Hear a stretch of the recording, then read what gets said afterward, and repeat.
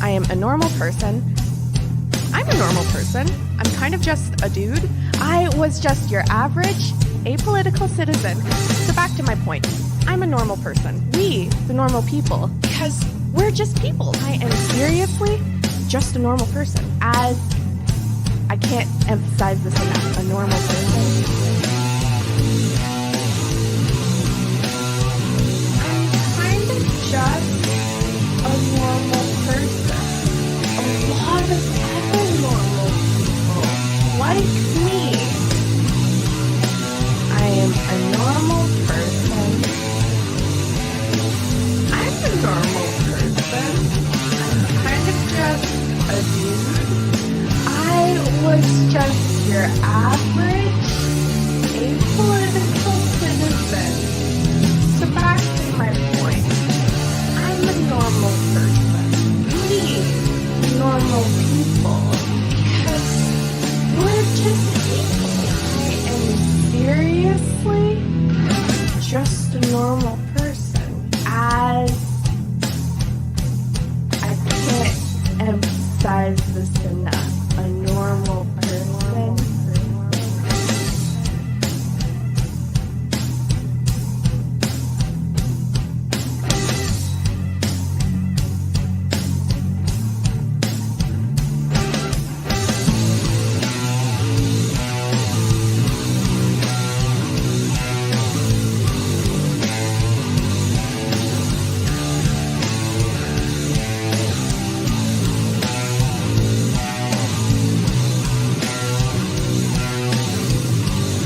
I don't know if it's far-fetched to ask, but Russian actor could be continuing to fuel things as this protest grows, but perhaps even instigating it from the outset. Although it may take several decades for the process of transformation to unfold, combat will likely take place in new dimensions, in space, cyberspace, and perhaps the world of microbes. Space itself will become a theater of war as nations gain access to space capabilities and come to rely on them. Further, the distinction between military and commercial space systems, combatants and non-combatants, will become blurred. Information systems will become an important focus of attack, particularly for U.S. enemies seeking to short-circuit sophisticated American forces, and advanced forms of biological warfare that can target specific genotypes may transform biological warfare from the realm of terror to a politically useful tool.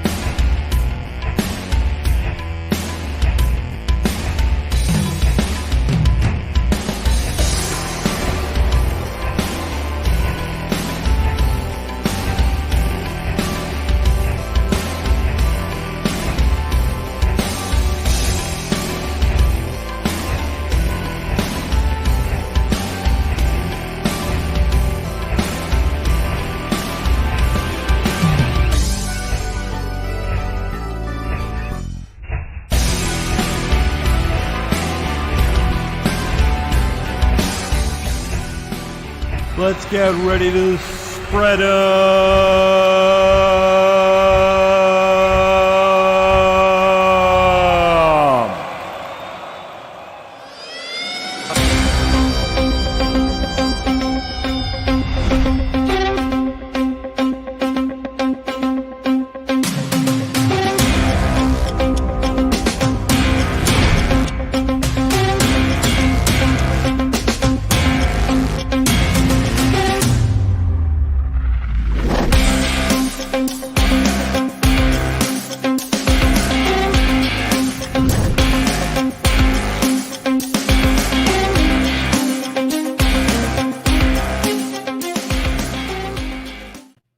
let's spread it.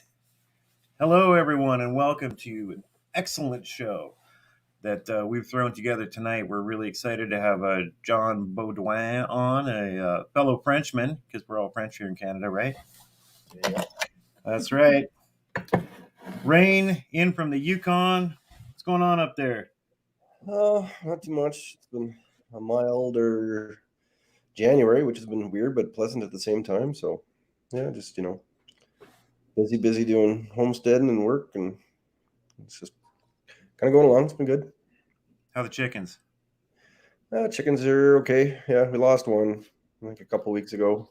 I think she was missing a lot of feathers, and I think she tried to regrow them all too fast at once, and then probably expelled too much energy and passed away.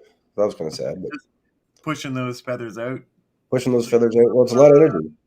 A lot of energy when it's cold, right? So yeah, it can happen. That's all part of the farming. Hey, Goopy Roopy's in. Good to see you, man. We want to get, hopefully the beam goes out to the YouTube followers. Come on in and get warmed up here. And we're very shortly going to kill this stream on YouTube.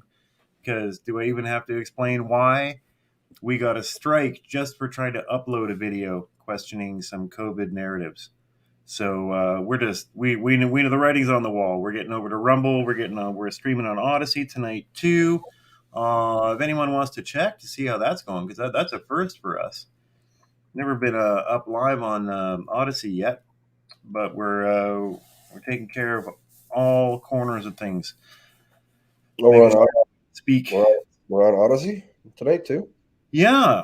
Oh, okay. They introduced live streaming several months ago, and just haven't really looked into it. Seems similar to Rumble. We can't see the chat in StreamYard and stuff, but we can keep a window open just in case.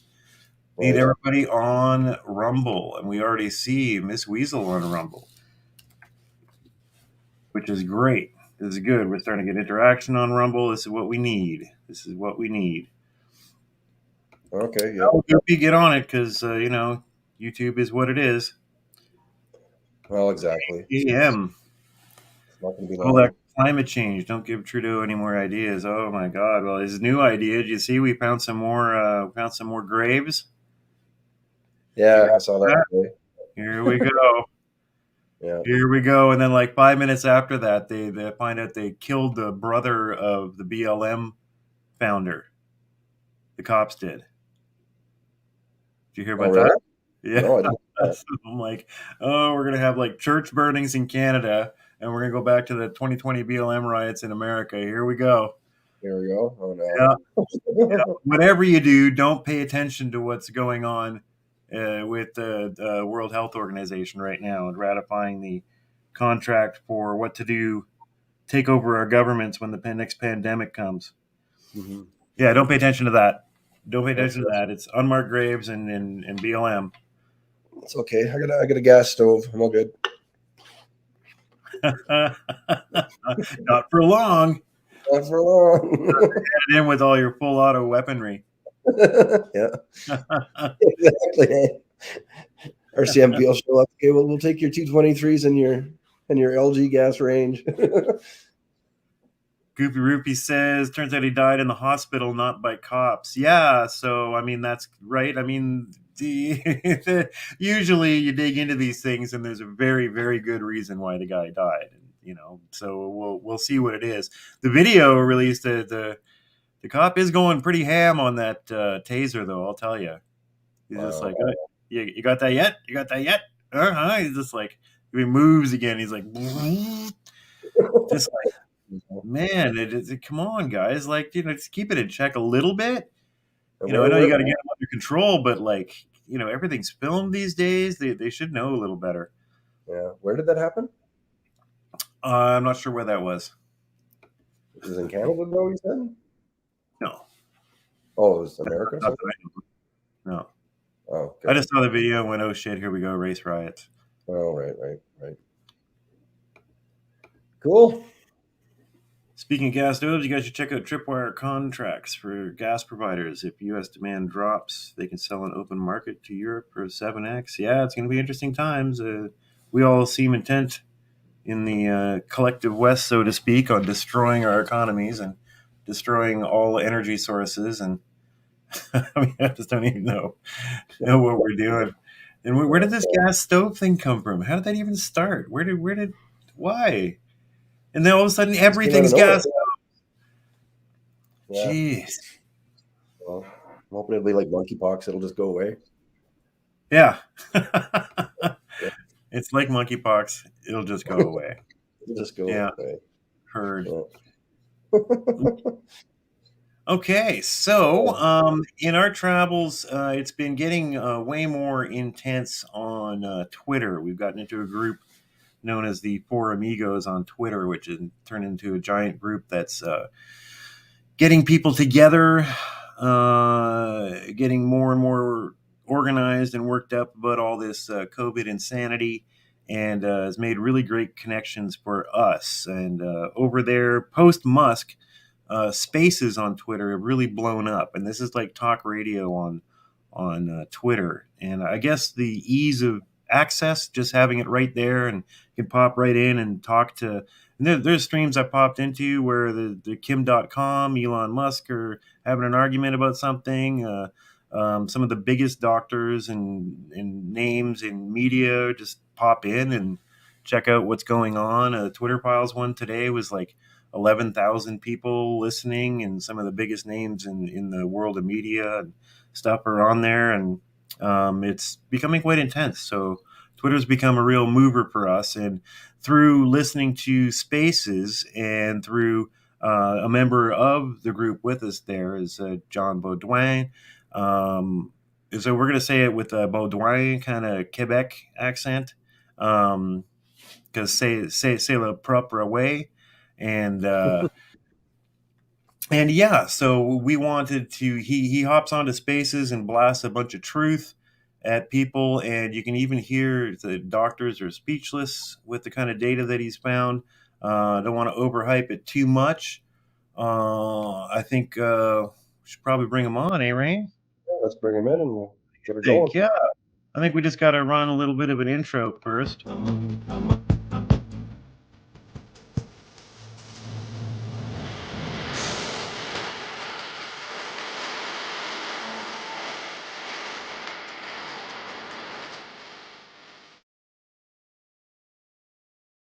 Right, Mr. John Beaudoin.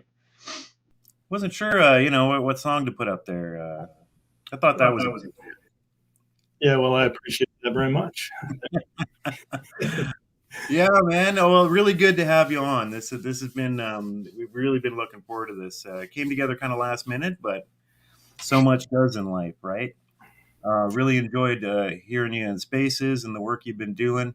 It's a real honor to have you on.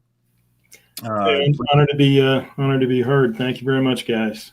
Thanks so much, John. So I guess we'll start off with a little bit of the usual, just for people that haven't been exposed to you, your background, and how you got into this.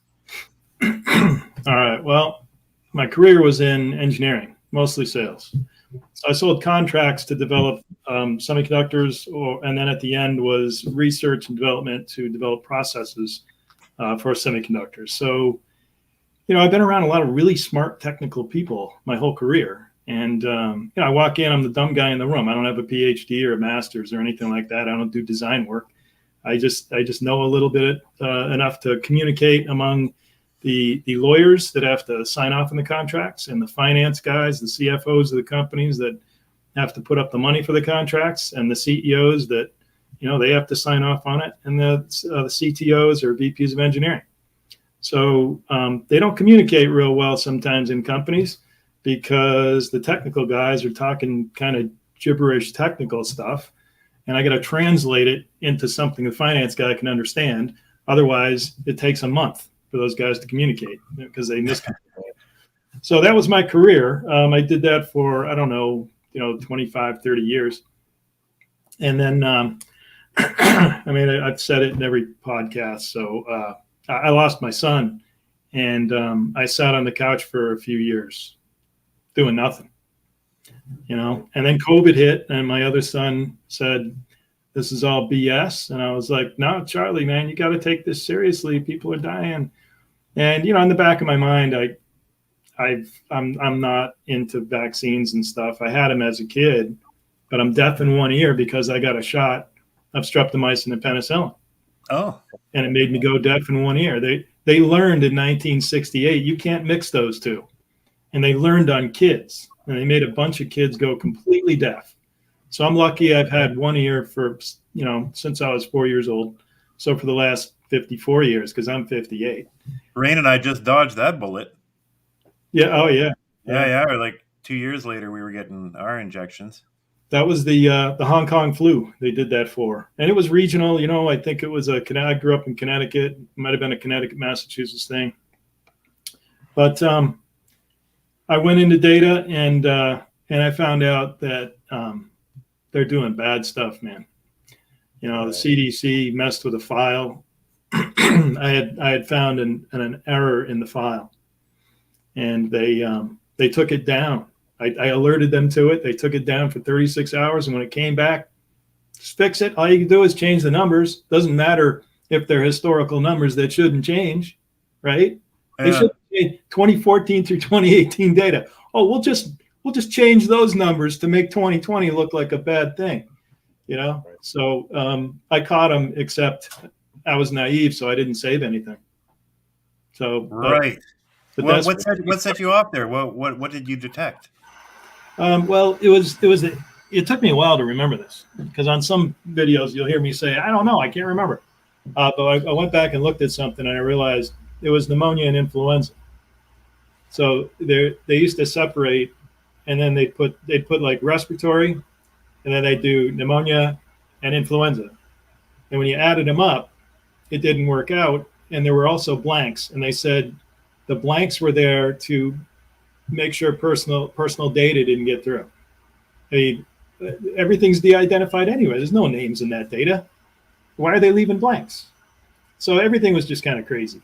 That's pretty much what set me off. And the news talking about certain demographic groups having it worse than others, and I'm thinking, it doesn't seem right to me.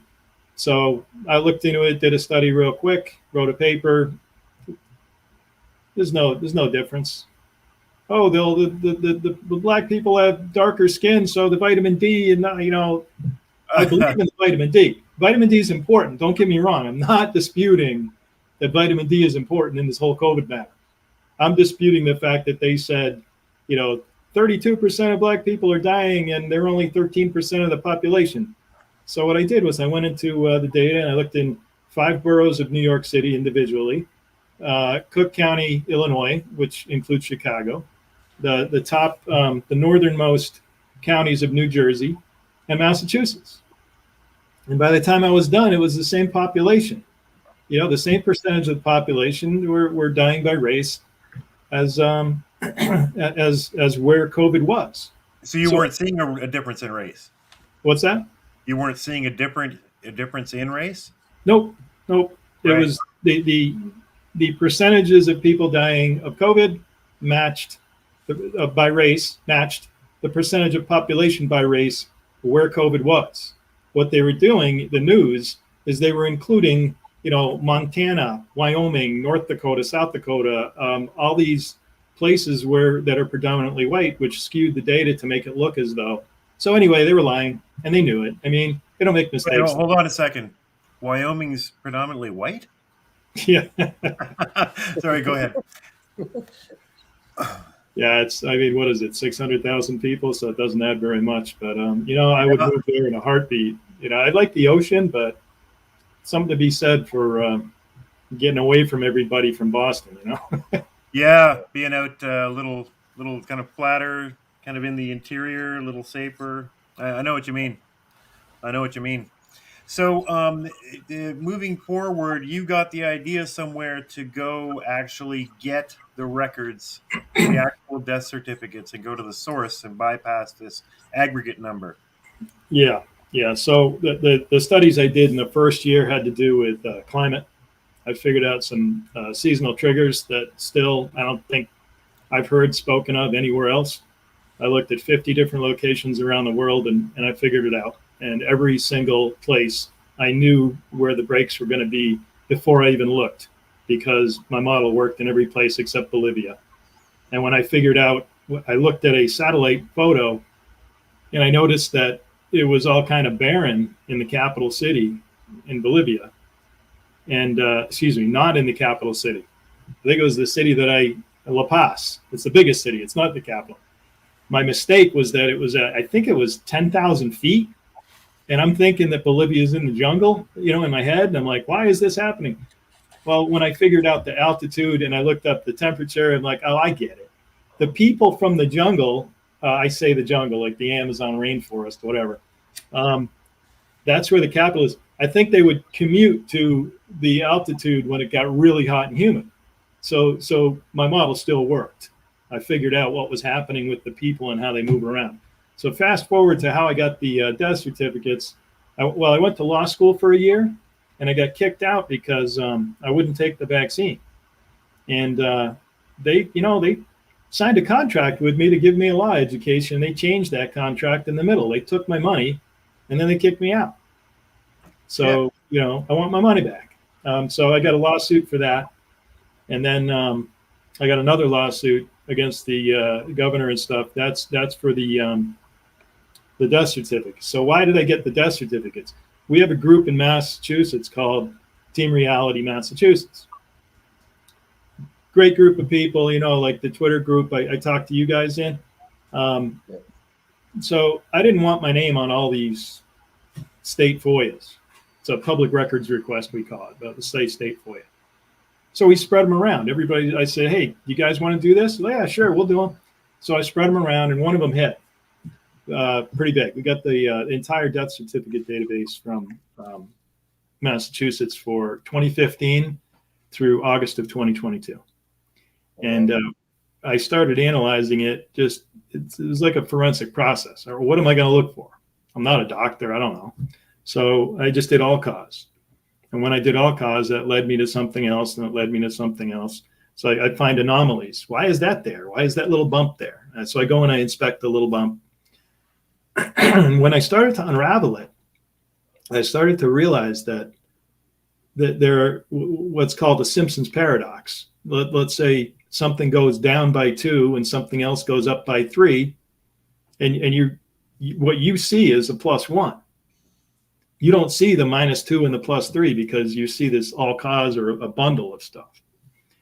And when I started unbundling, I said, you know what? I'm just going to do everything. When I do everything, I'm going to create heat maps. I'm going to create bar graphs, line graphs, every kind of analysis tool that I can think of, and I'm going to automate it. So I developed like 30 different spreadsheets, and they're all calling each other. They're all linked. What I end up with is the spreadsheet has 24 annual periods. So let's say semi-monthly. So 24 24 annual periods that happen to be semi-monthly. And across the top, that's along the left. Across the top, I had 15 different age groups. I wanted to know what's going on with newborns, so I did less than a month. And then, real young, like 1 to 3 months. Under a month, and then 1 and 2 months, and then 3 to 11 months, and then 1 to 2 years, 3 to 11 years, and so forth. I get all these different age groups, all the way up to 85 plus. There's 15 different age groups. And when I heat mapped it all out, I made it so I could, I drilled into a hotspot in the all cause. Like something happened in the first 2 weeks of September and the first 2 weeks of October in the specific age group of 65 to 74. Yeah. And in that age group, I was like, okay, I'm going to go filter the spreadsheet with the records. So I'm going to go look at the individual records that have this issue. And I did. And I'm reading down, and it's all like cardio stuff, and then all of a sudden pulmonary embolism. Like, you know what? I'm going to go look. I'm just going to do pulmonary embolism. How do I do that? And I noticed these codes called ICD-10 codes. I stands for international something or other. So everybody in the world uses these codes for the causes of death. And when I did that for pulmonary embolism, I looked at the graphs and I like shot out of my seat, like, whoa, COVID went down. It was cut in half from 2020 to 2021. COVID was cut in half, and yet pulmonary emboli went way up in 2021. I mean, I already knew what it was, right? That's kind of what I'm looking for, but there it is. The shot's killing people with pulmonary embolism. So, all right, now I'm on to this, man. So I started reading, understanding the ICD-10 codes, and I'll show you in the presentation if we get to it. Yeah. These are the codes that are assigned on the coroner's death certificate. Yes. No. We're in the hospital. The death certificate is written by the doctor, and the codes are assigned by the medical coders. So if you go get a death certificate, you probably won't see the codes, but in the database that the state has, they assign the codes to it. In fact, in Vermont, they don't even assign the codes. They send it to the CDC. The CDC then has an automatic parser that parses the words in cause A, cause B, cause C, cause D, and conditions contributing, 5 different fields. So the CDC has an automatic parser, and it'll parse the data, and whatever it doesn't, if it doesn't come up with something, then there'll be a manual intervention and somebody will write them in. But the automatic parser can't be that great. There's got to be a fidelity loss there, because the coder, if the coder has a problem in Boston, they just go to the medical examiner and say, hey, I didn't see what you wrote here. What do you mean? They don't have that when you send the whole thing to the CDC, right? They can't just call up the ME. I guess they can, but I don't trust it. So anyway, I got the data because I saw that a little girl died in Massachusetts. She was 7 years old. And the news said she died from COVID. And for all I know, with all my studies, there's no healthy 7-year-old girl that's going to die from COVID. You know, I challenge anybody to find one in the United States. So that prompted me to get the death certificates. So I got them, and then I just told you how I started analyzing them, and there we go. I was off to the races with that stuff. And I'll tell you, it's really tough. It gets emotional. It gets pretty bad. Well, yeah, you're like, you got to face, what are these people doing? What are they doing to us? If I told people, they wouldn't believe me. Well, people are ready to believe now. I think more and more people are. I show the data and I let people decide for themselves. Yeah. Because if I tell them, they just think I'm crazy. Well, yeah, everybody's got their walls up about this kind of stuff. I mean, I live in hyper liberal downtown Ottawa. I mean, like, if I were to try to explain any of this to anyone, you can't go in with the notion that things are being faked. You can't start with that, because that instantly makes you a Trump Nazi, whatever, right? Yeah. So we go with the data. Shall we go through your presentation here, John? Shall we start taking a look at that? Because that'll guide us, I think, a little more slowly through things. We can take a look at the data. Sounds good. All right. Do I need to share screen again? No, I'm in control of that. We're going to give you the whole screen on this. Does that work for you? Wait, can I change screens?